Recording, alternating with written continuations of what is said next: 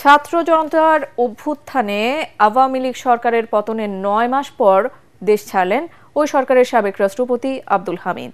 রাত ৩টা ৫ মিনিটে থাই এয়ারওয়েজের একটি ফ্লাইটে ব্যাংককে যান তিনি। গত ১৪ই জানুয়ারি কিশোরগঞ্জ সদর থানায় হত্যা মামলা থাকলেও তাকে গ্রেফতার বা দেশত্যাগে আদালতের কোনো নিষেধাজ্ঞা ছিল না বলে দাবি শাহজালাল বিমানবন্দরের ইমিগ্রেশন কর্তৃপক্ষের। এ নিয়ে তীব্র প্রতিক্রিয়া জানিয়েছেন জুলাই অভ্যুত্থানের সম্মুখ সারির নেতারা।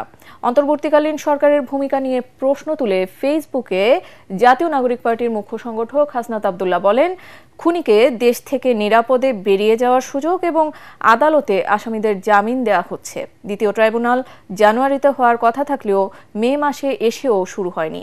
এ অবস্থায় আওয়ামী লীগের বিচার ও সংস্কার নিয়েও ক্ষোভ জানান তিনি। এদিকে আব্দুল হামিদ সহ ফ্যাসিবাদের দোসরদের সেফ এক্সিট দেওয়ায় উপদেষ্টাদের জবাবদিহিতা এবং আওয়ামী সন্ত্রাসীদের গ্রেফতার ও বিচারের দাবি জানিয়ে দুপুরে বিক্ষোভ মিছিল কর্মসূচি দিয়েছে ঢাকা বিশ্ববিদ্যালয়ের শিক্ষার্থীরা।